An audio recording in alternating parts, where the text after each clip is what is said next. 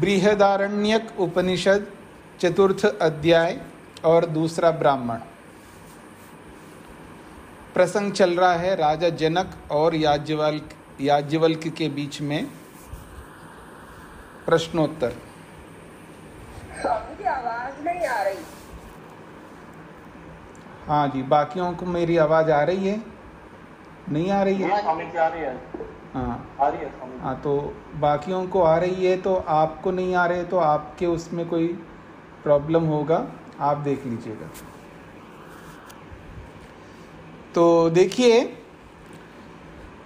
ओम का उच्चारण करते हुए जनको ह वैदेहः कूर्चात् उप अवसर्पन् उवाच नमस्ते अस्तु याज्ञवल्क्य अनुमाशाधि इति। ओम का उच्चारण करते हुए, क्योंकि प्रारंभ है ब्राह्मण का, तो परमेश्वर का नाम स्मरण करते हुए जनक जो है विदेह राज्य का राजा, कूर्चात्, कूर्च कहते हैं आसन, और वो आसन पर बैठे थे राजा। तो वो कौन सा आसन होगा? तो सिंहासन, राजा का आसन सिंहासन। तो कूर्चात्, उस सिंहासन से उपा सर्पन, उपा और सर्पन, अवसर्पन, उप अवसर्पन यानी उनके निकट थोड़ा पहुँचे ऋषि याज्ञवल्क्य के पास। तो अपने सिंहासन से उठ करके उप अवसर्पन, उनके निकट आकर के उवाच, कहा है याज्ञवल्क्य से। क्या कहा है? नमस्ते अस्तु याज्ञवल्क्य, आपको मैं प्रणाम करता हूँ। आपके इस ब्रह्म विद्या का जो वर्चस्व है, आपका ये जो उपदेश है, आपकी जो योग्यता है, उसके लिए मैं नमस्कार करता हूँ।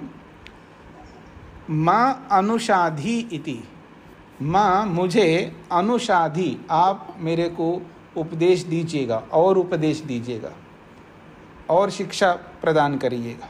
ऐसा राजा जनक अपने सिंहासन से उठ करके उनके समीप आकर के बोला। सह उवाच, अब याज्ञवल्क्य कहते हैं, यथा वै सम्राट महांतम अध्वानम एष्यन रथम वा नावम वा समादीत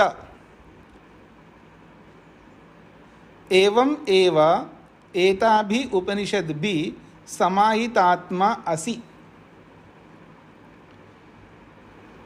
वो कहते हैं, सह उवाच, याज्ञवल्क्य कहते हैं, यथा जिस प्रकार से, वही निश्चित रूप से, सम्राट, ये राजन, जैसे कोई व्यक्ति महांतम अध्वानम एष्यन, महांतम का मतलब बहुत बड़ा, अध्वानम का मतलब मार्ग, एष्यन का मतलब जाता हुआ, कोई बहुत बड़े मार्ग का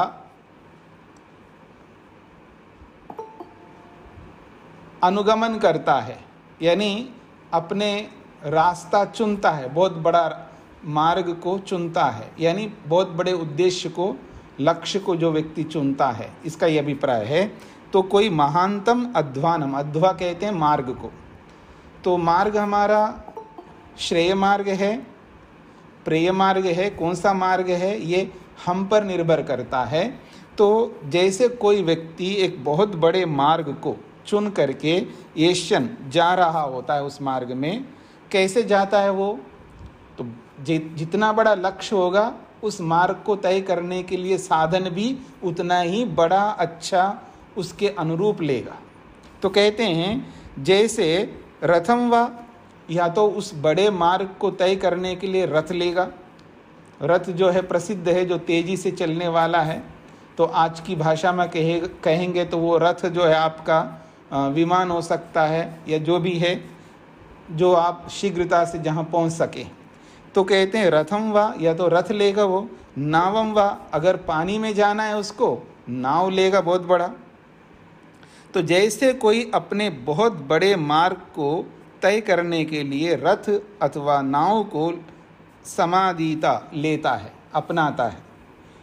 एवं ठीक उसी प्रकार से हे राजन, एता भी उपनिषद भी समाहिता आत्मा असि, तुमने भी अपने बड़े मार्ग को तय करने के लिए एता भी उपनिषद भी, इन उपनिषदों का मार्ग चुना है।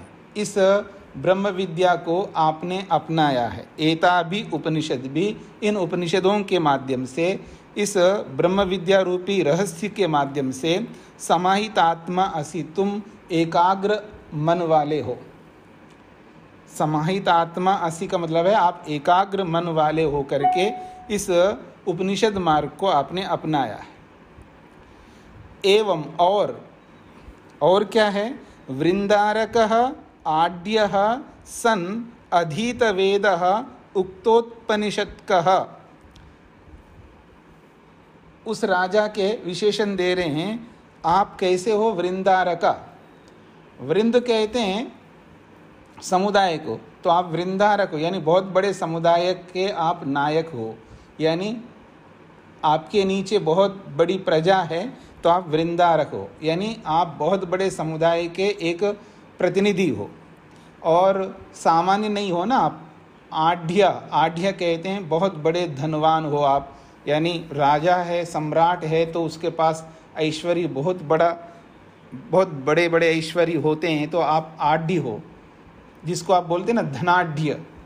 आढ़्य का मतलब होता है बहुत अधिक सामर्थ्यवान व्यक्ति, चाहे वो धन से हो या पद से हो, ऐश्वर्य से हो, ज्ञान से हो, या किसी भी बहुत बड़े योग्यता से युक्त व्यक्ति को आढ़्य शब्द से बोला जाता है। तो आप पद से भी बड़े हो, आढ़्य हो, धन से भी आढ़्य हो। तो कह रहे हैं आप प्रजा के प्रतिनिधि हो और धनवान हो। तो आढ़्य सन, धनवान होकर के, प्रतिनिधि होकर के, इतना ही नहीं, अधीत वेदः, आपने वेदों का अध्ययन भी किया है। अधीत वेदः, अध्ययन किया है वेदों को जिसने, उसको अधीत वेद कहते हैं। और इतना ही नहीं, उक्तोपनिषद कहा, उक्त उपनिषद कहा, आपको उपनिषद विद्या दी गई है अलग अलग गुरुओं के माध्यम से। तो उक्तोपनिषद का, आपको उपनिषद की विद्या भी दी गई है आपको। तो इतनी सारी योग्यताओं को लेकर के आप विराजमान हो ये राजन, इसलिए आप इतने बड़े मार्ग को आप तय कर रहे हो इस उपनिषद के माध्यम से। तो अब वो राजा से प्रश्न करते हैं, इतः विमुच्यमानः क्व गमिष्यसि इति। इतः विमुच्यमानः, इस यात्रा में आप आगे बढ़ रहे हो, कल को शरीर छोड़ दोगे तो कहाँ जाओगे। इतः विमुच्यमानः, यहाँ से छुटकारा पा करके, यहाँ से विमुक्त होकर के, क्व गमिष्यसि, कहाँ जाओगे। ऐसा याज्ञवल्क्य ने राजा जनक से प्रश्न किया। तो राजा जनक क्या कह रहा है देखिएगा, न अहम तद भगवन वेद, हे भगवन, हे आचार्य प्रवर, ये याज्ञवल्क्य, मैं नहीं जानता कहाँ जाऊंगा। न अहम तद भगवन वेद, मैं उसको जानता नहीं हूँ कि कहाँ जाऊंगा। यत्र गमिष्यामि, जहाँ मैं जाऊंगा उस बात को मैं नहीं जानता। न अहम तद भगवन वेद यत्र गमिष्यामि, हे भगवन, अहम, मैं, तद उस बात को न वेदा नहीं जानता हूँ, यत्र गमिष्यामि जहाँ जाऊँगा, तो कहाँ जाऊँगा इस बात को मैं नहीं जानता हूँ, इसका ही अभिप्राय है। अथ वै ते अहम तद वक्ष्यामि यत्र गमिष्यसि इति। अब उसने ये उत्तर दिया, मैं तो नहीं जानता हूँ कहाँ जाऊँगा। अब याज्ञवल्क्य कह रहे हैं अथा फिर तो वही निश्चित रूप से ते तुझे अहम तद वक्ष्यामि, मैं उसको बताऊँगा आपको कि आप कहाँ जाओगे इस शरीर से छूट करके। ब्रवीतु भगवान इति, तो हे भगवान फिर तो आप बताइए मेरे को, जरूर जानना चाहता हूँ। तो देखिए जैसे आप लोग कहते हैं ना, हाँ जी ये बताइए हमको, ये जानना चाहते हैं, ऐसा आप पूछते रहते हैं ना, तो ऐसे वो भी कह रहे हैं कि आप जानते हो इस बात को। अगर मैं किसी से कहूँ तो मान लीजिए आप में से ये कहेंगे जी हम तो जानते नहीं हैं, तो मैं बता दूँ, तो आप क्या कहेंगे, हाँ जी ज़रूर बताइए, यही तो कहोगे आप। तो ऐसे ही याज्ञवल्क्य ने कहा और जनक ने कहा कि जरूर जी आप बताइए मेरे को। तो कहते ब्रवीतु भगवान इति, आप बताइए जरूर आप कि मैं कहाँ जाऊँगा इस शरीर को छोड़ करके। तो ये बात हो गई। अब कहा जा रहा है इंध वै नाम एष यो अयम दक्षिणे अक्षन पुरुषः तम वै एतम इंधम संतम इंद्र इति आचक्षते परोक्षेण एव परोक्ष प्रियाः इव ही देवाः प्रत्यक्ष द्विषः।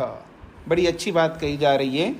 कहते हैं इंधः वै नाम एष यह अयम दक्षिणे अक्षन पुरुषः।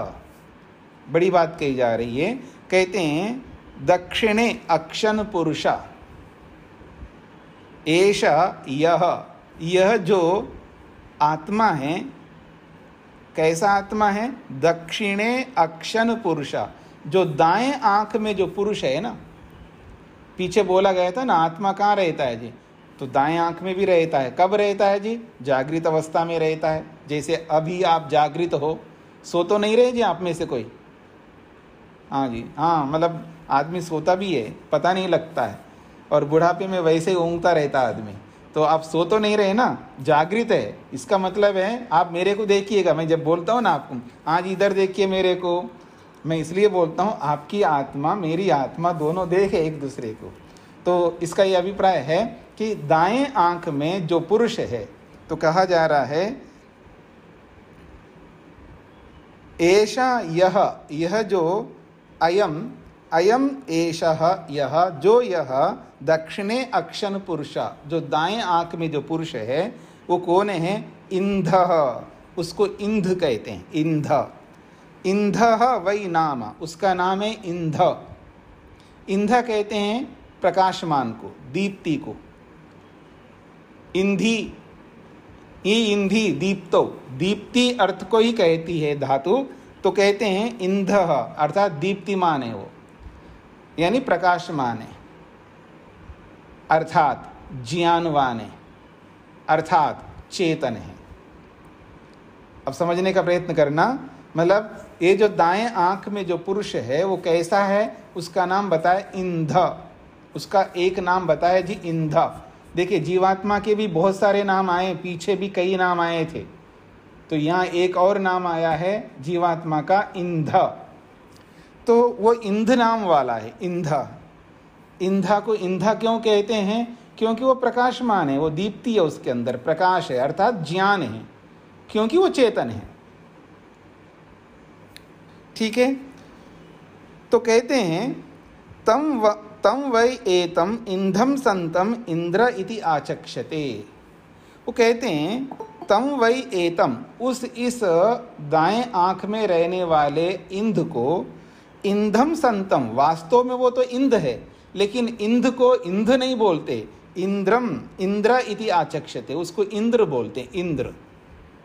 इंध को इंद्र शब्द से बोला जा रहा है, यानी देखिएगा धकार के स्थान में दकार कर दिया और रेफ भी जोड़ दिया। इंधम संतम इंद्र इति आचक्षते। यद्यपि उसका नाम इंद्र है, इंध, लेकिन उसको इंद्र बोला जा रहा है। क्यों ऐसे बदल करके बोला जा रहा है? तो कहते हैं परोक्षेण एव, उसको परोक्ष से बोलते हैं, अर्थात उसको इनडायरेक्टली बोला जा रहा है। उसका नाम जो नाम है वो नाम ना लेकर के दूसरे नाम से पुकारा जा रहा है। क्यों क्यों ऐसा पुकारा जा रहा है? तो कहते हैं परोक्ष प्रिया इव देवा, क्योंकि ये जो देव होते हैं, दिव्य पुरुष जो होते हैं, वो परोक्ष प्रिय होते हैं। और प्रत्यक्ष द्विषः, और वो प्रत्यक्ष को पसंद नहीं करते। द्विष का मतलब प्रत्यक्ष से द्वेष करते हैं, अर्थात द्वेष का मतलब वो अविद्या वाला द्वेष नहीं। यहाँ पर प्रत्यक्ष द्विषा का मतलब है प्रत्यक्ष से दूर रहते हैं, प्रत्यक्ष को पसंद नहीं करते हैं। क्योंकि प्रत्यक्ष का मतलब जो दिखता है वो वास्तव में वो वैसा नहीं होता है। ये दूसरे एंगल से बोला जा रहा है। मैं आपको उदाहरण से समझाता हूं, आपको स्पष्ट हो जाएगा। कोई व्यक्ति आपके सामने कोई पैक्ड मतलब पैकिंग किया हुआ कोई वस्तु सामने रख दिया, ये आपके लिए गिफ्ट है। तो और वो गिफ्ट का कवर जो होता है ना, रैपर जो भी उसके ऊपर चमकीला जो भी आकर्षक ऐसा बांध करके होता है, तो उसको देखते ही व्यक्ति के मन में एकदम रुचि पैदा होती है, एक आकर्षण पैदा होता है, क्योंकि वो एकदम आकर्षक होता है, आकर्षित करता है वो। इस बात पर ध्यान दीजिएगा, जो पैकिंग होता है वो एकदम आकर्षक होता है। और आज पूरे संसार में आप देखेंगे, पूरी दुनिया में देखिएगा, जितना खर्च जैसे विज्ञापनों में देते हैं ऐसा ही पैकिंग पर भी देते हैं। जिसका पैकिंग जितना अच्छा होता है वो उसका बिजनेस भी बहुत अच्छा हो जाता है किसी न किसी भी रूप में। मतलब आप यूँ नहीं समझ लीजिएगा कि ब्रांडेड भी होना चाहिए, नाम भी उसका होना चाहिए, वो सारी बातें उसके साथ में। ऐसा नहीं कि आप कुछ भी हो, आपको कोई जानता ही नहीं और बहुत बढ़िया पैकिंग करके आप दोगे तो आपका बिकेगा, मेरा ये अभिप्राय नहीं है। मतलब उसका नाम भी होना चाहिए, लेकिन पैकिंग पर कितना खर्च करते हैं ये बिजनेस मैन लोग ही जान सकते हैं, बिजनेस करने वाले जानते हैं पैकिंग पर कितना खर्च करते हैं, कितना आकर्षक पैकिंग होता है। और जिसका पैकिंग अच्छा नहीं होता है ना, तो उस पर व्यक्ति की दृष्टि जाती ही नहीं है, कम जाती है। तो वो इतना आकर्षक होता है, वो चमकीला है, भड़कीला है यूँ कहिए, या आकर्षक है कहिएगा। हिरण्मयेन पात्रेण सत्यस्यापि हितं मुखम। ये मतलब बिजनेस करने वाले कोई अलग से सोच नहीं है उनका, वो वही सोच है जो संसार का सोच है, जो ईश्वर का सोच है। ईश्वर ने भी संसार को ऐसे ही बनाया है। इस संसार को देख करके हम कितने आकर्षित होते हैं। दुनिया में कोई ऐसा आदमी नहीं है, कोई ऐसा आदमी नहीं है इस संसार को देख करके आकर्षित नहीं होता हो। ये अलग बात है, कोई समुद्र को देख करके आकर्षित होता है, तो कोई पहाड़ों को देख करके आकर्षित होता है, कोई बिल्कुल वृक्ष वनस्पतियों को देख करके आकर्षित होता है, कोई पशुओं को देख करके, कोई किसी को देख करके। आकर्षण किसी न किसी में है, इस बात पर ध्यान दीजिएगा। ये नहीं हो सकता कि इसको किसी में भी आकर्षण नहीं है, ऐसा नहीं है। किसी को पुस्तकों में हो सकता है आकर्षण, किसी को किसी पढ़ने में, किसी को लिखने में, किसी को सुनने में, किसी को किसी में, किसी न किसी में आकर्षण है। वो सारा का सारा आकर्षण जो है वो दुनिया है, वो संसार है, वो ये कृति है, ब्रह्मांड है, ये जो दिखाई दे रहा है।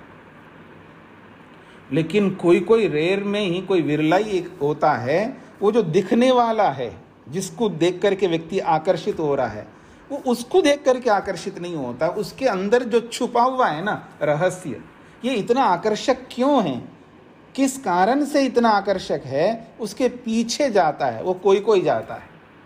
तो इसलिए वो जो कवर है, जो भी हम आज प्रोडक्ट लेते हैं, उसका ऊपर कैसा कवर है उस पर ध्यान नहीं जा रहा है, उसके अंदर माल कैसा है उस पर ध्यान जा रहा है। तो इसलिए प्रत्यक्ष जो दिख रहा है ना, उस पर विश्वास नहीं करते हैं विवेकी लोग।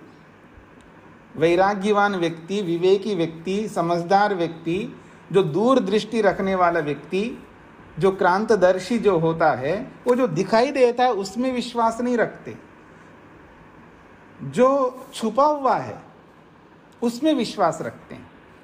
आपके रंग रूप को देख करके, आपकी पर्सनालिटी को देख करके, जो भी ऊपर का आपका ढांचा है, जो आपके कपड़े हैं, आपका जो शरीर है, आपका जो मकान है, आपकी जो गाड़ी है, जो भी आप ऊपर का जो भी आपका है, उसको देख करके वो आकर्षित नहीं होते।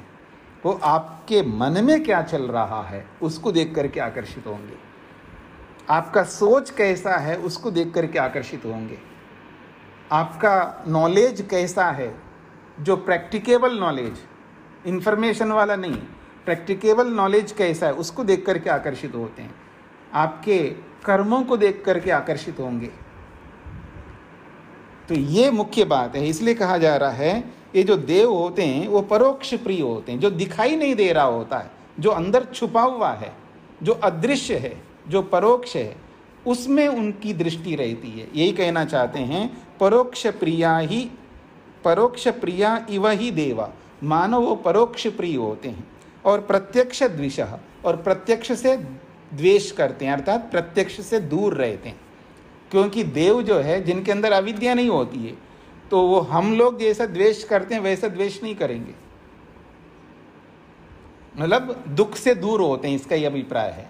जो दिखाई देने वाला है केवल कवर है, जो चमकीला भड़कीला जो दिखाई दे रहा है, आकर्षक दिखाई दे रहा है, उसको वो पसंद नहीं करते।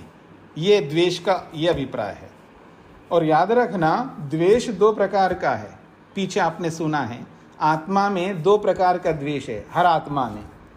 एक द्वेष तो सबका समान है,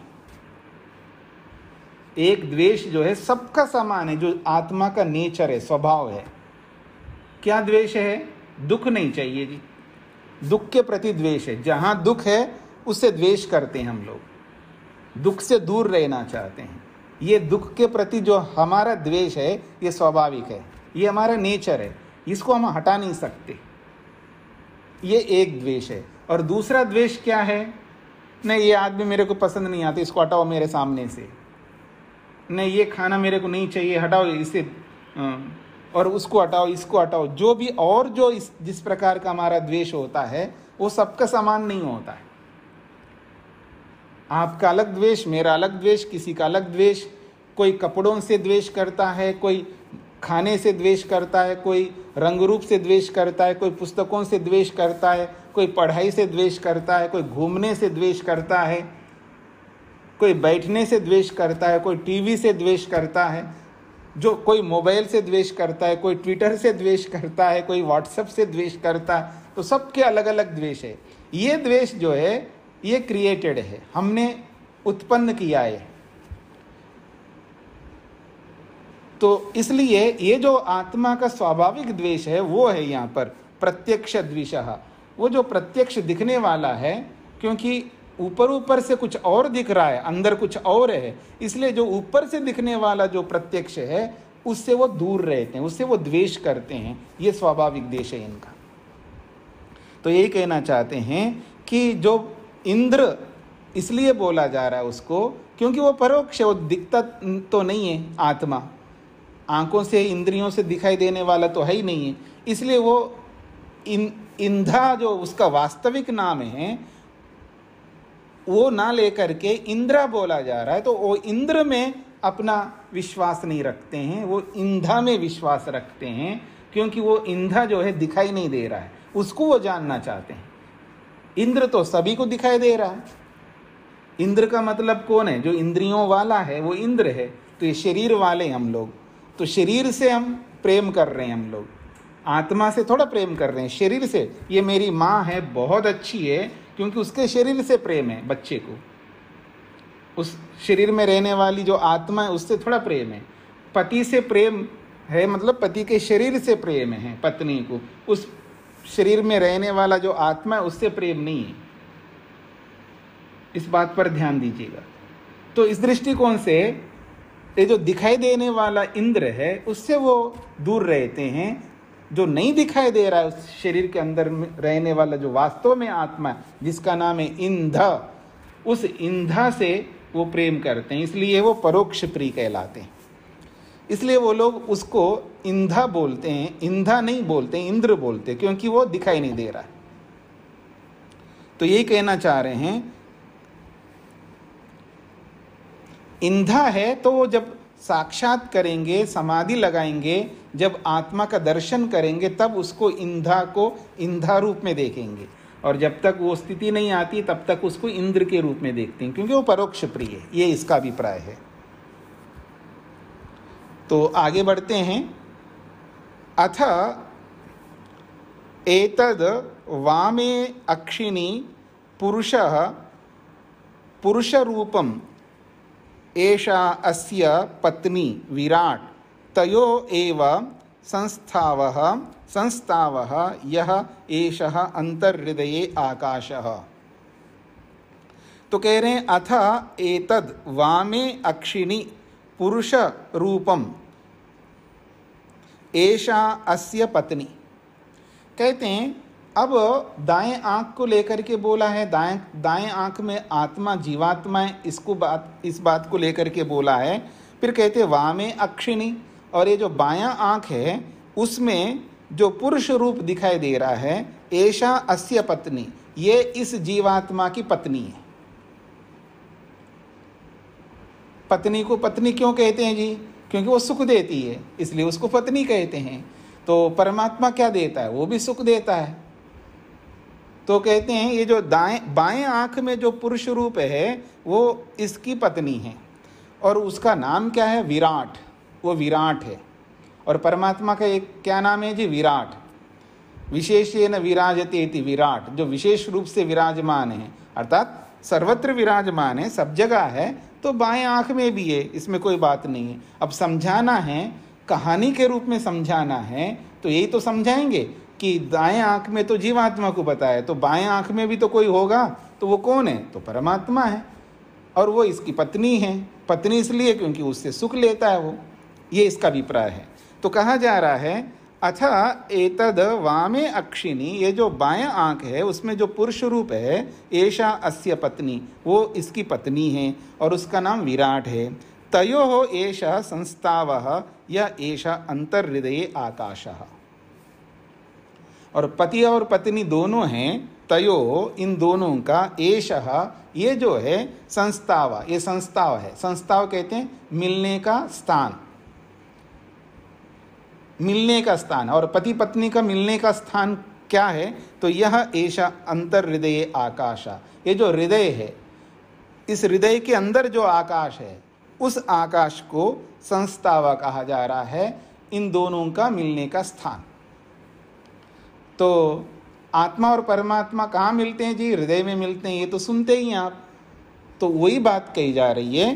तो कह रहे हैं तयोः एषः संस्थावः, उन दोनों का, मतलब उस पति और पत्नी का, अथवा उस दाएं आंख में रहने वाला पुरुष का और उसकी जो पत्नी विराट है उसका, इन दोनों का, तयोः एषः संस्थावा, एषः, यह संस्थावा, अर्थात मिलने का स्थान है।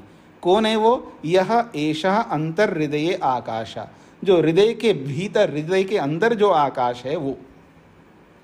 अब यहाँ हृदय से हार्ट को ही लिया जा रहा है जी। हृदय से यहाँ ये जो हमारा हृदय है इसी को लिया जा रहा है। तो कहते हैं अथ एनयोः एतद अन्नम, अथ एनयोः, इन दोनों का, एतद अन्नम, यह एष अंतर्हृदये लोहित पिंडः। अब उन दोनों का अन्न क्या है? अब वो दोनों वहाँ मिलेंगे, वहाँ दोनों रहेंगे, तो खाली पीली तो नहीं रहेंगे, कुछ तो खाना पीना होगा उनको, तो उनके लिए कोई अन्न होना चाहिए। तो कहा जा रहा है, कहते हैं एनयोः, इन दोनों का, एतद अन्नम, यह अन्न है। कौन है वो? यह एषा अंतर्हृदये लोहित पिंडा, जो हृदय के अंदर जो लोहित, रक्त से युक्त जो पिंड है, वो है उन दोनों का अन्न है। मतलब ये तो अलंकारिक वर्णन है ना। तो कह रहे हैं अथ एनयो एतत् प्रावरणम यद एतत् अंतर्हृदये जालम इव। कहते हैं अथ एनयो, और इन दोनों का, अब हृदय के भीतर वो जाकर के मिल रहे हैं, उनके मिलने का स्थान है हृदय आकाश में। और जब हृदय आकाश में रहेंगे दोनों, तो वहाँ पर उनके लिए अन्न भी चाहिए, तो जो रक्त से सना हुआ जो पिंड है वो उनका अन्न हो गया।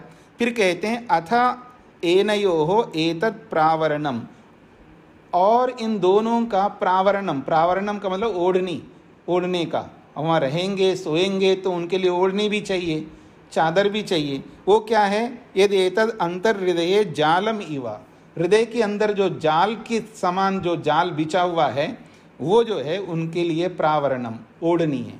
तो हृदय के अंदर जो जाल सा बिछा हुआ है ना जी, नाड़ियों का, वो सूक्ष्म नाड़ियों का जाल, उसको ओढ़नी बताया जा रहा है। अथ एनयो एषा श्रुति संचरणी।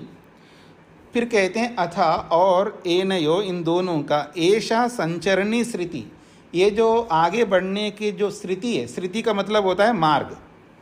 अब दोनों कहीं जाएंगे ना, आएंगे जाएंगे, वहीं थोड़ा बैठे रहेंगे, तो उनके आने जाने के लिए कह रहे हैं एषा संचरणी श्रुति, ये आने जाने का मार्ग है। संचरणी का मतलब है चलने का, श्रुति का मतलब मार्ग। तो एषा संचरणी श्रुति, ये जाने का मार्ग है। फिर कहा या एषा हृदयाद ऊर्ध्वा नाड्यः, एषा हृदयाद ऊर्ध्वा नाड़ी उच्चरति, और ये जो हृदय के अंदर जो ऊपर की ओर नाड़ी जा रही है, या एषा हृदयाद, यह जो हृदय से ऊर्ध्वा नाड़ी, हृदय से जो ऊपर की ओर नाड़ी उच्चरति, निकली हुई है, वो नाड़ी, अर्थात हृदय से एक नाड़ी ऊपर की ओर जा रही है। और वो नाड़ी कैसा है? तो उसके लिए कह रहे हैं यथा केशः सहस्रधा भिन्नः, जैसे सिर के एक बाल को ले लीजिएगा और सिर के एक बाल को लेकर के उसके 1000 विभाग कर दीजिएगा, एवं उसी प्रकार से वो बहुत सूक्ष्म, बहुत इतना सूक्ष्म है कि जैसे सिर के बाल को 1000 खंड कर दो तो उसमें से एक खंड निकालो, वो कितना सूक्ष्म होगा, ऐसे सूक्ष्म नाड़ी है वो। एवं अस्य एता हिता नाम नाड्यः, और वो हिता नामक नाड़ियाँ हैं जो आत्मा का हित करने वाली नाड़ी है। और अंतर हृदय प्रतिष्ठा, वो हृदय के अंदर प्रतिष्ठित है। वो सूक्ष्म नाड़ियाँ जो है, जो ऊपर की ओर निकली हुई है हृदय से, वो सूक्ष्म नाड़ियाँ जो है उनका नाम हिता नामक नाड़ियाँ हैं। और वो हृदय प्रतिष्ठिता भवंती, वो हृदय के अंदर विराजमान है, जो ऊपर की ओर निकली हुई है। एताभिर्वा एतद आस्रवती, और एताभिर्वा, और उन्हीं नाड़ियों से, एतद, ये जो रस है, आस्रवद, वो टपकता है। आस्रवद, टपकने वाला रस, आस्रवती, टपकता है, जिसको वो उपयोग करता है आत्मा। तस्माद् एव प्रविविक्त आहरतरः इव एव भवति अस्मात् शरीरात् आत्मनः। कहते हैं तस्मात्, इसीलिए, तस्मादेव, उसी टपकने वाला जो रस है उसी से, प्रविविक्त आहारतरः इव, मानो वो विशुद्ध आहार के समान है, यानी वो शुद्ध आहार है उसके लिए आत्मा का। एक प्रकार से जीवात्मा का वो आहार है, भोजन है, जो वो टपकता है वहाँ पर। और अस्मा शरीरात आत्मना इव, मानो इस शरीर के अंदर जो आत्मा है, उस आत्मा का मानो वो एक शुद्ध क्या कहते हैं इसको, पवित्र आहार है उसका, जीवात्मा का। तो वो एक प्रकार से यूँ समझ लीजिएगा, वो हिता नामक नाड़ी में जब बैठ करके जब उस पत्नी के साथ जुड़ेगा तो उसका आनंद मिलेगा, वो आनंद टपकेगा, उस आनंद को ही वो आहार के समान बोला जा रहा है। एक प्रकार से अलंकारिक रूप से जब वो समाधि लगाता है तो वो समाधि में वो नाड़ी में युक्त होकर के भी, नाड़ी में बैठ कर के भी समाधि लगाता है। और आपने जीवात्मा कहाँ कहाँ रहता है और उसका स्थान कहाँ कहाँ है, इसका भी आपने सुना है। तो अलग अलग जगहों पर आत्मा रहता है। तो पीछे आपने ये भी पढ़ा है, नाड़ी में भी जाकर के रहता है, नाड़ियों में भी आत्मा रहता है। और एक बात, जब वो ध्यान करता है अथवा समाधि लगाता है और मन को एकाग्र करता है, धारणा बनाता है, तो अलग अलग शरीर के स्थानों में वो धारणा बनाता है। तो नाड़ी में भी धारणा बनाता है। आप वेद भाष्य पढ़ेंगे, स्वामी दयानंद के वेद भाष्य पढ़ेंगे, तो उसमें भी आपको ये पढ़ने में आएगा कि वो नाड़ी में भी ध्यान करता है, अर्थात नाड़ियों में जाकर के भी वो अपने आप को स्थिर करता है आत्मा, और वहाँ परमात्मा के लिए वो ध्यान करता है, फिर वहाँ समाधि लगाता है नाड़ियों में जाकर के। तो वो ही नाड़ियाँ हैं यहाँ हिता नामक नाड़ी।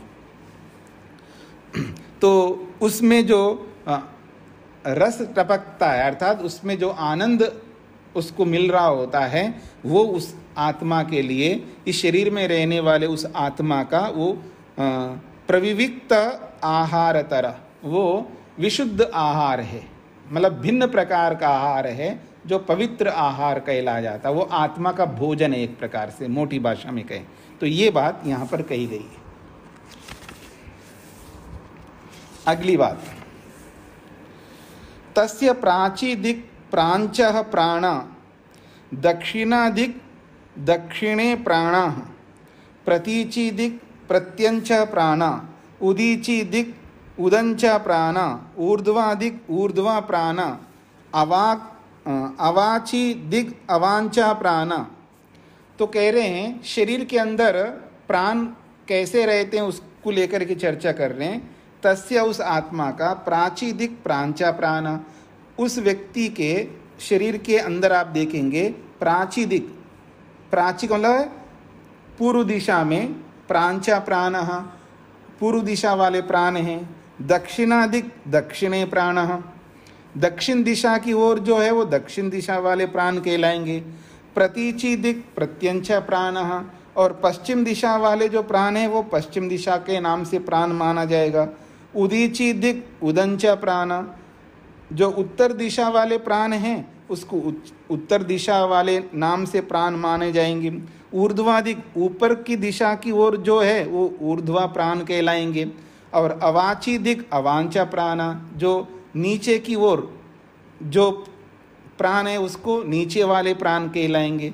तो सर्वा दिशा सर्वे प्राणा, सभी दिशाओं में जो भी रह रहे हैं वो सभी प्राण कहलाते हैं। शरीर के अंदर सब और प्राण हैं, जैसे समान सब जगह रहता है शरीर में, तो इस प्रकार से उन प्राण जो है, कोई ऐसा स्थान नहीं जहाँ प्राण नहीं जाता हो।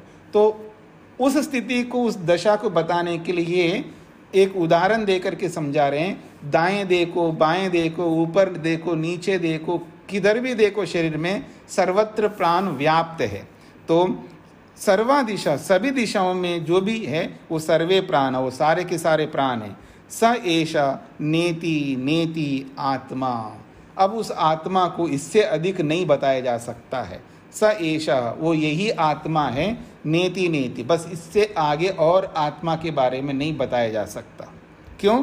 अगृह्य, वो ऐसे इंद्रियों से गृहीत होने वाला नहीं है, इसलिए नहीं गृह्यते, वो कभी भी इंद्रियों से गृहीत नहीं होता है।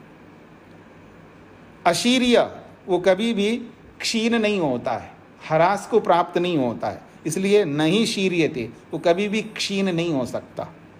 असंगा, वो कभी किसी से घुलता मिलता नहीं है, उसको असंग कहा जाता है। नहीं सज्जते, वो कभी भी किसी से घुलता नहीं है, किसी से घुल मिल नहीं सकता। फिर कहा असिता, वो बंधन रहित है। न व्यथते, जब बंधन रहित है तो न व्यथते, वो दुखी नहीं होता है, स्वभाव में, उसके स्वभाव में कोई दुख नहीं है। न रिष्यति, वो कभी नष्ट नहीं होता है। अभयम, वो भय रहित है। तो कहते हैं अभयम वै जनकः प्राप्त असीति, तुमने अभय को प्राप्त कर लिया है, अब तुझे कोई भय नहीं होगा। ये जनक, ये राजा जनक को याज्ञवल्क्य कह रहे हैं, हे जनक तू अभयम प्राप्त असि, तुमने अभय को प्राप्त कर लिया है, तूने आत्मा को जान लिया एक प्रकार से। तो कहते हैं अभयम वै जनक प्राप्त असीति ह उवाच याज्ञवल्क्य। याज्ञवल्क्य ने कहा, हे जनक तूने अभय को प्राप्त कर लिया है। सह उवाच जनक वैदेह। अब वो जनक विदेह नामक राजा जो है वो कहता है अभयम त्वा गच्छतात याज्ञवल्क्य। अब एक स्वाभाविक बात है, जैसे कोई बहुत बड़ा आदमी जब अपनी संतति को यानी माता पिता हो या गुरु हो, अध्यापक हो, बड़ा आदमी हो, जब सामने वाले को आशीर्वाद देते हैं तो सामने वाले भी प्रतिवचन कुछ तो बोलते हैं ना। जैसे मान लीजिए मैं कहूँगा आप दीर्घायुष्मान हो, आप 100 वर्ष तक जियो, ऐसा कुछ ना कुछ मैं जब बोलता हूँ तो सामने वाले जी आप भी जियो जी 100 वर्ष, ऐसा मेरे को भी बोलते हैं लोग। तो ऐसे ही ये कहना चाह रहे हैं याज्ञवल्क्य को राजा जनक। तो सह उवाच जनकः वैदेयः, वो विदेह राजा जो जनक है, अभयम त्वा गच्छतात याज्ञवल्क्य, हे याज्ञवल्क्य आप भी अभय को प्राप्त हो जाओ। ऐसा राजा जनक भी याज्ञवल्क्य को कह रहे हैं। यो न भगवन अभयम वेदयसे, क्योंकि आपने यह जो कि आपने न हमें अभय, यो न भगवन, हे भगवन आपने न हमें अभयम वेदयसे, अभयता को प्राप्त करवाया आपने, मेरे को अभय बनाया आपने, इसलिए आप भी अभय को प्राप्त हो जाओ। नमस्ते अस्तु, मैं आपको नमन करता हूँ। इमे विदेहा अयम अहमस्मि। अब देखिएगा ऊंट क्या बोलते हैं आप, पहाड़ ऊंट क्या कुछ बोलते हैं ना आप, मतलब कुछ एक वाक्य बोलते हैं। अब वो चुंगुल में आ गया, अब उसको समझ में आ गया है। हाँ जी, अब आया ऊंट पहाड़ के नीचे। हाँ जी, अब आया ऊंट पहाड़ के नीचे। तो अब पहाड़ बन गए याज्ञवल्क्य और ऊंट बन गए राजा जनक। तो अब कह रहे हैं, वो कह रहे हैं नमस्ते अस्तु, बस मैं आपको नमन करता हूँ, आपने मेरे को अभय को प्राप्त कराया है। तो इमे विदेहा, ये सारा का सारा विदेह राज्य जो है अब आपके सामने है, और अयम अहमस्मि, और मैं भी आपके समक्ष हूँ। बस मतलब वो ये कहना चाहता है बस अब मैं अपने आप को और पूरे राज्य को आपको समर्पित करता हूँ, ऐसी दिशा में आ गया। अभी बोल नहीं रहा है लेकिन उसका भाव ऐसा ही है, आगे जाके बोलेगा। लेकिन अभी ये कहना चाहते हैं इमे विदेहा, ये जो विदेह नामक राज्य है, और अयम अहम अस्मि, और जो कुछ भी मैं हूँ, बस ये राज्य और मैं अब आपके सामने हूँ, आपके चरण में हूँ, ऐसा वो कहना चाहता है। तो ये राजा जनक की स्थिति है। ये ब्राह्मण भी, दूसरा ब्राह्मण पूरा हो गया है। अब आप प्रश्न कर सकते हैं, जिनके प्रश्न रह गए हों और जिनका उत्तर आया नहीं हो, जो मेरे को मैसेज के रूप में भेजा है, वो लोग भी पूछ सकते हैं। नमस्ते स्वामी जी। जी स्वामी जी, तीसरा मंत्र में जी, मतलब ये दाहिने अंक में पुरुष और बाह्य अंक में पुरुष जो पत्नी के रूप में, मतलब ये क्या कहना चाहते हैं? उधर भोजन ओढ़ना सब बता रहे हैं, मतलब जीवात्मा के बारे में है या दोनों के बारे में, आत्मा परमात्मा के बारे में बोला जा रहा है। जैसे आप सुनते हैं ना, त्वमेव बंधुश्च सखा त्वमेव विद्या द्रविणम त्वमेव विद्या सर्वम मम देव देव, जो बोलते हैं ना आप लोग, ईश्वर को आप मित्र, बंधु, माता, पिता सब कुछ बोलते हो ना, तो कभी पत्नी तो नहीं बोलते हो ना, नहीं बोलते हो ना, सब बोलते। त्वमेव सर्वम बोल रहे हैं, आप सब कुछ हो मेरा, तो आप पत्नी भी बोलो ना, क्या आपत्ति है? भगवान को अगर पत्नी बोलने से कोई हानि नहीं है।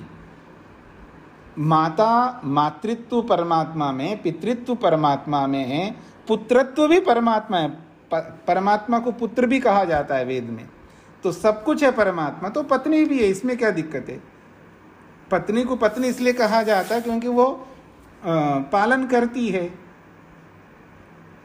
पति को पति क्यों कहते हैं? पालन करता है इसलिए पति कहते हैं, और पत्नी को भी इसलिए पत्नी कहते हैं क्योंकि वो पालन करती है। ऐसे ही ईश्वर हमारा पालन करता है तो इसलिए उसको पत्नी भी कह सकते हैं, और पत्नी वैसे सुख देती है तो परमात्मा भी सुख देता है हमको, इसलिए उसको पत्नी कह सकते, इसमें कोई आपत्ति नहीं है। तो ये अलंकारिक वर्णन है कि दाएं आंख में तो जीवात्मा को बोल दिया है, अब बाएं आंख में भी तो आत्मा होना चाहिए ना कोई, तो परमात्मा को बता दिया और उसका नाम पत्नी रख दिया, और उसको विराट भी बोला जा रहा है, और उन दोनों का मिलन होता है। कहाँ होता है दोनों का मिलन? तो कहा हृदय आकाश में होता है, और जहाँ मिलन होता है उस स्थान को कहते हैं संस्थावा, दोनों का मिलने का स्थान है वो। अब वहाँ मिलन होता है तो वहाँ रहेंगे ना, रहेंगे तो कुछ खाएंगे पिएंगे ना वहाँ पर, तो क्या खाएंगे? तो इसको अलंकारिक ढंग से बोला है, जो रक्त से सना हुआ जो पिंड है वो उनका एक प्रकार से भोजन है। फिर वहाँ रहेंगे सोएंगे, एक प्रकार से एक अलंकारिक वर्णन है। तो ओढ़नी भी चाहिए, तो उन्होंने कहा जो नाड़ियों का जो सूक्ष्म नाड़ियों का जाल है तो मानो उसको ओढ़नी है। तो ऐसा अलंकारिक वर्णन से आत्मा परमात्मा को समझाया गया है। जी और ये चौथा वाला इसमें केवल जीवात्मा के लिए कहा गया है स्वामी जी? हाँ जी, हाँ जी, जी जी, जीवात्मा के बारे में बताया जा रहा है। जी बिल्कुल जी जी, धन्यवाद। जब उसको दोनों का मिलन हो गया तो परमात्मा का दर्शन हो गया, इसका मतलब अपना भी तो दर्शन होगा ना, जीवात्मा को स्वयं का भी बोध होगा। जब परमात्मा का बोध हो रहा है तो स्वयं का भी बोध होगा, तो स्वयं के बारे में चौथे श्लोक में बताया। जी ठीक बात है। हाँ जी, और कोई? मतलब ये आत्मा के लिए अधीरिया संग हाँ जी जी जी जी, जीवात्मा के लिए बोला गया।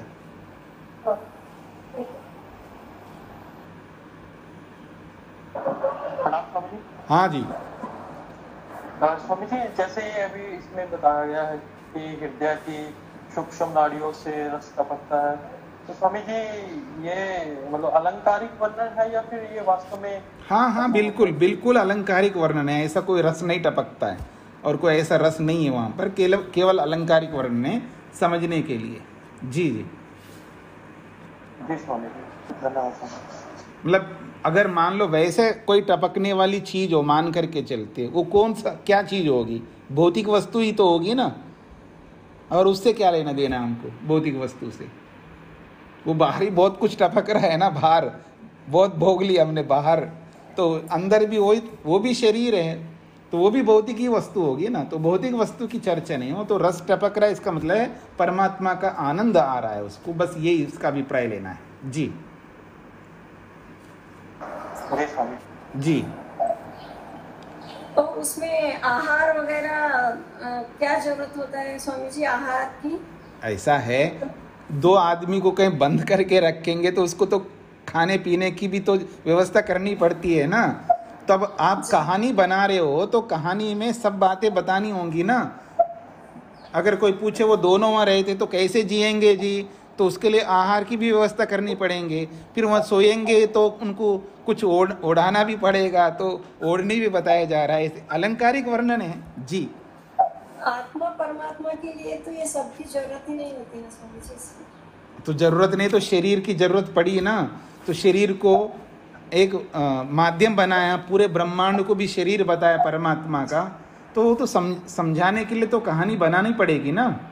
ये तो सब कहानी के रूप में, कहानी के रूप में, जैसे बच्चों को हम कहानी बना करके समझाते हैं ना, और अध्यात्म के विषय में हम बच्चे हैं, अध्यात्म के विषय में हम भी अज्ञानी हैं, आत्मा परमात्मा के विषय में तो हम भी बच्चे हैं, तो हम बच्चों के लिए, बड़े बच्चों के लिए ये कहानी के रूप में समझाया जा रहा है, ऐसा आप समझ सकते हैं। बिल्कुल कहानी सबके लिए चाहिए, बड़ों के लिए भी चाहिए, बच्चों के लिए भी चाहिए, सबके लिए चाहिए। बिना नाटक के हमें समझ में आने वाला नहीं है, इसलिए नाटक जरूरी है। जी, वो अच्छा नाटक होना चाहिए, शिक्षाप्रद नाटक होना चाहिए। जी, इसलिए नाटक देखा करो, शिक्षाप्रद नाटक देखा करो, जिससे आत्मा परमात्मा का बोध हो जाए, जिससे हम अपने मार्ग पर चल सके, ऐसे नाटक देखा करें। जी, और कोई? प्रश्न करने से क्या, आपको स्वाध्याय करना पड़ेगा, आपको पढ़ना पड़ेगी, इसकी आवृत्ति करनी पड़ेगी, इस पर विचार करना पड़ेगा, मंथन करना पड़ेगा, तभी तो प्रश्न आएंगे आपके ऊपर। तो जो प्रश्न नहीं करते हैं, इसका एक अर्थ मैं ले सकता हूँ कि आप स्वाध्याय नहीं करते या उसकी आवृत्ति नहीं करते, उस पर विचार नहीं करते, ऐसा मैं मानूंगा। आपको प्रश्न करना चाहिए। संकोच किस बात का? किसको प्रश्न नहीं आते, किसके मन में नहीं आते? कुछ लोग ऐसे होते हैं, ठीक है जी, दूसरे लोग प्रश्न पूछ रहे हैं और हमको समझ में आ रहा है और हमारे प्रश्नों का भी समाधान हो रहा है, ऐसा किसी को लग सकता है। लगेगा जरूर, समाधान भी हो रहा है, पर दूसरा जो नाव पकड़ करके जा रहा है तो वो जाएगा ना, आप तो नहीं जा पाओगे। उसको बस देख सकते हो, आप दर्शक के रूप में मत रहना। आप मतलब खेलते हैं 10 आदमी, 11 आदमी, 15 आदमी, 16 आदमी और लाखों लोग बैठ करके देख रहे हैं उनको, तो आप दर्शक ही कहलाएंगे ना, खेलने वाले तो नहीं होंगे ना। तो आपको भी खेलना पड़ेगा, आज नहीं तो कल आपको भी खेल में उतरना होगा। इसलिए आप भी प्रश्न करिए, अर्थात आप इसकी आवृत्ति करिए, इस पर मनन विचार करिए, ताकि प्रश्न आपके मन में आ जाए। जो आपके संदेह आप खुद प्रश्न करके निकालेंगे, तभी आप खिलाड़ी माने जाएंगे। तो इस दंगल में आपको उतरना चाहिए सभी को। जी स्वामी जी। हाँ जी, हाँ बोलिए बोलिए, राम जी बोलिए। सत्यव्रत जी ने, जिन्होंने ये पुस्तक लिखी है, भाष्य लिखा है, उन्होंने इस दूसरे ब्राह्मण में जागृत स्वप्न सुसुप्ति का वर्णन ऐसा हेडिंग दिया है। जी जी जी, मतलब सब अवस्थाओं से जो आत्मा बाहर अंदर है, उसको जागृत स्वप्न सुसुप्ति से एक्सप्लेन किया है। जी जी, आपके अर्थ में जो उन्होंने उसका भाष्य किया है। जी जी जी, पर मूल में देखेंगे तो जागृत स्थिति को लेकर के कोई बात नहीं कही यहाँ पर। मूल में वो तो व्याख्याकार अपने ढंग से व्याख्याएं करते हैं, अलग अलग व्यक्ति, सबका अपना अपना सोच होता है, लेकिन अपने को मूल पर आश्रित रहना चाहिए और मूल के अनुरूप अगर व्याख्या है तो लेने में हमें कोई आपत्ति नहीं है। जी जी जी, हाँ, आप पुष्पलता जी बोल रही थी? कौन बोल रहे थे? स्वामी जी मैं। हाँ जी, हाँ जी, हाँ जी। स्वामी जी, इंद्र और इंद्र मतलब परोक्ष में लेना है, इंद्र को प्रत्यक्ष में लेना है क्या? हाँ जी, इंद्र तो प्रत्यक्ष है। जो इंद्र का मतलब है इंद्रियों के स्वामी, जो शरीर के स्वामी है, इंद्रियों के स्वामी, ये तो दिखने वाले हैं ना, इसलिए इसको इंद्र कहते हैं। और इंधा जो है वो दिखता नहीं है। जी जी जी, सो इंद्र मतलब अंतर वाले इंद्र किसको? जीवात्मा का एक नाम है इंद्र, और इंद्र का अर्थ होता है ज्ञान स्वरूप। अच्छा, आत्मा को इंद्र कहते हैं। जी जी, इंद्रियों को इंद्र। हाँ, इंद्रियों से युक्त आत्मा को इंद्र कहते हैं। जी, जी। नमस्ते जी। आपने द्वेष 2 प्रकार के बताए हैं जी, इस पे एक बार और क्लियर कर दीजिए। एक तो द्वेष सबका समान है, दूसरा द्वेष कम समझ में आया। हाँ, दूसरा द्वेष है जो आप जब बोल रहे हो ना अभी, तो या तो आप का माइक ठीक नहीं है अथवा आप उसमें ज़्यादा आवाज़ आ रही है, उससे मैं द्वेष कर रहा हूँ। ठीक है, तो ये जो द्वेष है ये क्रिएटेड है, ठीक है ना। तो ऐसे हम अलग अलग द्वेष करते हैं, किसी को किसी से द्वेष, किसी को किसी से। आपके द्वेष में मेरे द्वेष में जमीन आसमान का अंतर होगा, और आपके द्वेष में आपकी पत्नी का द्वेष में जमीन आसमान का अंतर होगा। आप किसी और से द्वेष करेंगे, वो किसी और से द्वेष करेंगे। तो ये जो क्रिएटेड है ये अविद्या जनित है, सबकी अपनी अपनी अलग अलग अविद्या है। तो वो द्वेष जो है अविद्या से उत्पन्न होता है, और जो स्वाभाविक द्वेष है वो दुख से दूर रहने की द्वेष है, और वो सबका समान है। यहाँ पर फिर संशय होता है स्वामी जी कि द्वेष दूसरा जो बताया कि अविद्या से उत्पन्न हुआ, और जो स्वाभाविक द्वेष है वो भी तो अविद्या के कारण ही है। नहीं नहीं नहीं नहीं, यही तो समझना है आपको। वो स्वाभाविक का मतलब है उत्पन्न नहीं होता, पहले से ही आत्मा में वो दुख से दूर रहना चाहता है। कभी भी वो दुख से, हमेशा दुख से दूर रहना चाहता है। ये आत्मा का स्वभाव है। ये आत्मा का स्वभाव है, वो क्रिएटेड नहीं, वो अविद्या से उत्पन्न नहीं होता है, वो पहले से विराजमान है। वो आत्मा का गुण है। जो परिस्थिति के बस में उत्पन्न होते हैं वो अलग अलग हो सकते हैं। हाँ जी, हाँ जी, जी जी। हाँ, पुष्पलता जी कुछ कहना चाह रहे हैं? हाँ ओम स्वामी जी, जी। ये प्रधान कर्म और गौण कर्म थोड़ा बता दीजिए। प्रधान कर्म का मतलब होता है आपके मुख्य कर्तव्य, उसको प्रधान कर्म कहते हैं। और गौण कर्म जो है, जो जैसे आपको सुबह उठना है और उठ करके कुल्ला करना है, स्नान करना है, ठीक है, आपको कपड़े धोना है, ऐसे बहुत सारे कर्म हैं, आप बहुत सारे कर्म करते हैं, वो गौण कर्म है। और मुख्य कर्म क्या है? आपको संध्या करनी है, आपको हवन करना है, आपको सेवा करनी है, जो आपके गृहस्थ के जो कर्तव्य है, जो अनिवार्य है, जो जिसको छोड़ नहीं सकते। प्रधान कर्म होते हैं जिनको आप छोड़ नहीं सकते, और गौण कर्म जो है आगे पीछे कर सकते, छोड़ भी सकते हैं। अगर किसी कारण से आपने स्नान नहीं किया है तो चल सकता है, कपड़े नहीं धोया है तो चल सकता है, लेकिन संध्या नहीं किया है, हवन नहीं किया है, ये नहीं चल सकता। तो जो अनिवार्य रूप से करने योग्य है, अवश्यम भावी कर्म है, उसको प्रधान कर्म कहते हैं। और गौण कर्म उनको कहते हैं जो काम चलाव है, कर भी सकते नहीं भी कर सकते, परिस्थिति वश से उसको छोड़ देंगे तो भी कोई हानि नहीं होती है जी। या उसको आगे पीछे करके करते हैं, आज नहीं नहाएंगे तो कल कर लेंगे, आज कपड़ा नहीं धोए तो कल धोएंगे, या 2-4 दिन के बाद धोएंगे, आगे पीछे करके जिसको कर सकते हैं जी। हाँ जी, और कोई? कौन स्वामी जी? हाँ जी।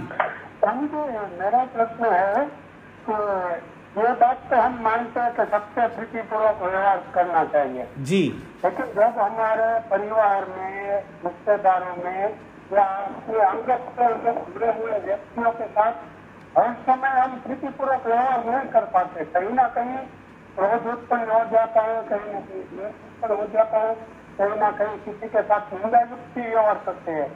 तो इसका कारण क्या होगा कि हम अपना परिवार और रिश्तेदार ये दुर्गुणों के साथ व्यवहार करते हैं जी। अब म्यूट कर लीजिएगा। तो ऐसा है कि हम हमेशा एक समान नहीं रहते हैं, इसके पीछे हमारे ज्ञान के स्तर में कमी के कारण से।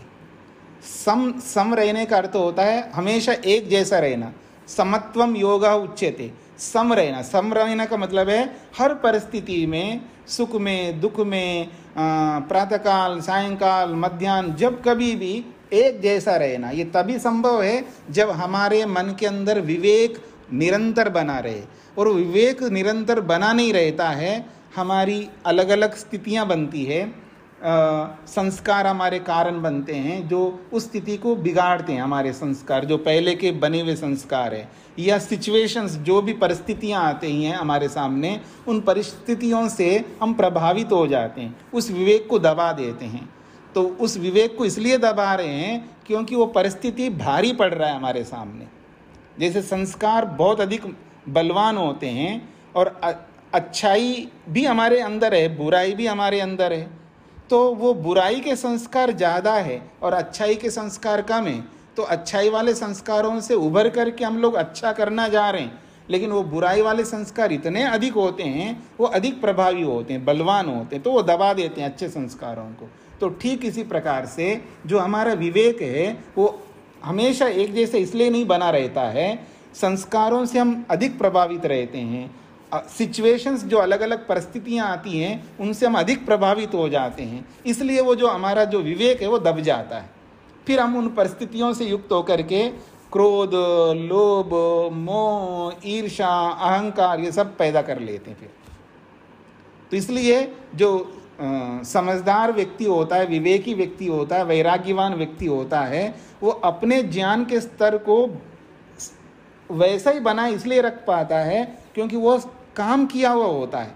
हम बाहर के काम तो ज़्यादा करते हैं, अंदर के काम नहीं करते हैं, इसलिए परिस्थिति होती है। आपने कठोपनिषद पढ़ा है तो वहाँ पर बोला है कि परांचि खानी व्यत्रिन स्वयंभू तस्मात् परांग पश्यति न अंतरात्मन। ये जो हमारी इंद्रियां हैं, चाहे वो ज्ञानेंद्रियां हो, कर्मेंद्रियां हो, इनसे हम बाहर के काम बहुत करते हैं, बाहर के कामों में अपने आप को इतना बिजी रखते हैं, अंदर के कामों को भुला देते हैं। अब अंदर के काम क्या है? संस्कारों को मजबूत करना, अच्छे संस्कार बनाना है, बुरे संस्कारों को दबाना है, उनको नष्ट करने के लिए मेहनत करना है। उसके लिए टाइम ही नहीं हमारे पास में। इसलिए अब अपना अंदर का काम किया नहीं है तो होमवर्क जब नहीं करते हैं तो जब जैसा सिचुएशन आता है उस सिचुएशन में अपने आप को बनाए नहीं रख पाते। जानते सब कुछ है हम लोग, लेकिन जब ऐसी परिस्थिति जब हमारे सामने आती है तो उस परिस्थिति में हम असफल इसलिए होते हैं क्योंकि होमवर्क नहीं किया है। जैसे स्कूल में बच्चा होमवर्क करके नहीं जाता है और मैडम ने पूछ लिया है कि हाँ जी इस सवाल का जवाब दो, तो अब वो कैसे देगा? वो फेल होगा वहाँ पर, मतलब उत्तर नहीं दे पाएगा क्योंकि उसने होमवर्क नहीं किया है। तो हमें होमवर्क करने के लिए टाइम ही नहीं है क्योंकि अपनी इंद्रियों को बाहर के कामों में इतना व्यस्त कर रखा है कि पैसे में, कपड़ों में, पता नहीं किस किस में अपने दिमाग को लगा के रखा है। तो बाहर के कामों से हमें फुर्सत ही नहीं मिल रहा है, तो आप आंतरिक कर्मों को करने के लिए अवसर कहाँ मिल रहा है आपको? इसलिए जानते हुए समझते हुए भी हम गलत कामों में फंस जाते हैं या उस सिचुएशन को हम हैंडल नहीं कर पाते हैं, इसलिए फेल हो जाते हैं। ये सबसे बड़ी समस्या है। इसलिए मैं कहा करता हूँ कि समय निकालना है, आवृत्ति करनी है, स्वाध्याय करना है, स्वयं के लिए टाइम निकालना है। कब तक आप दूसरों के लिए टाइम देते रहोगे? जीवन भर आपने दूसरों के लिए तो समय दिया है, आज अब चेतोगे नहीं, आज समझोगे नहीं तो फिर कभी नहीं समझ में आने वाला है।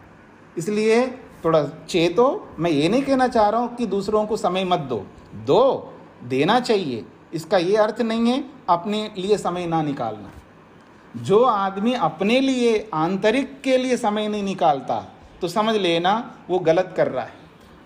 जैसे बच्चे जो किशोर अवस्था के बच्चे जो है या युवावस्था के बच्चे जो है उनको बहुत ज़्यादा संभाल करके रखना पड़ता है, नहीं तो वो बिगड़ने का चांसेस होते हैं अथवा वो बहुत अच्छे स्थिति में नहीं पहुंच पाएंगे। तो उस स्थिति में माँ बाप को उस पर ध्यान देना होता है। अपने काम धंधे में ही ज़्यादा ध्यान ना रखना है, काम धंधा भी करो लेकिन उन किशोर बच्चों को, युवा बच्चों के ऊपर पूरी दृष्टि बनाए रखना होता है ताकि वो बिगड़े नहीं, ठीक रास्ते पे चले।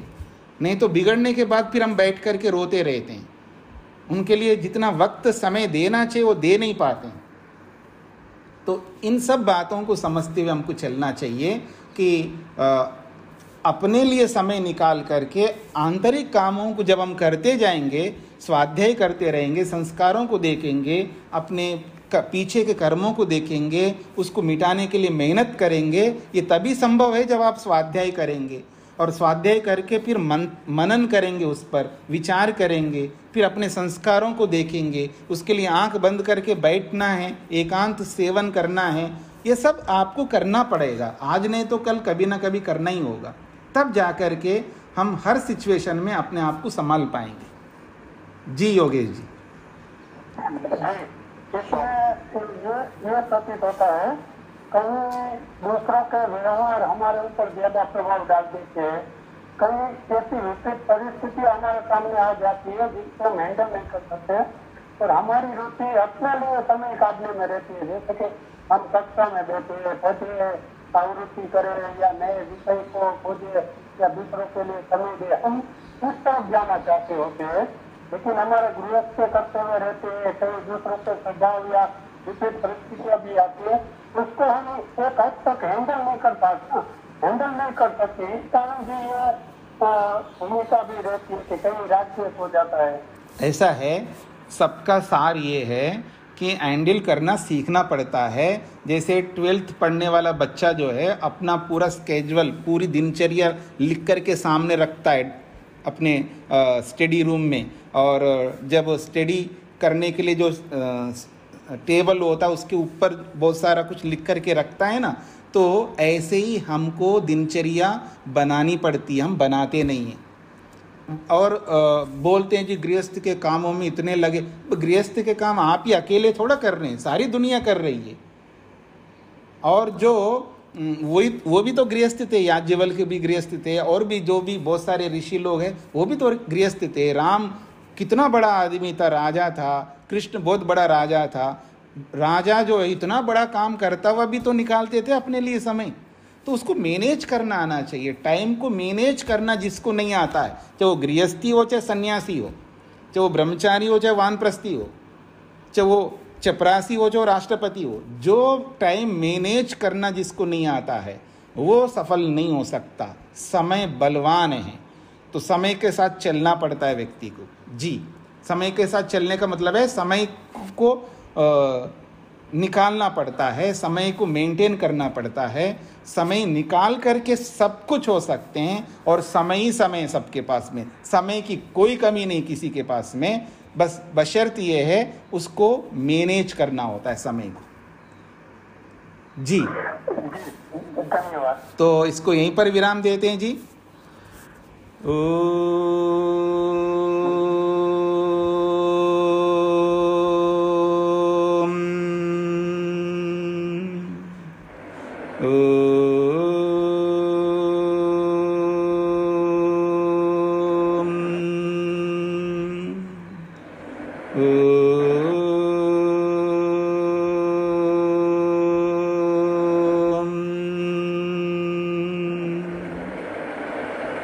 सभी को नमस्ते।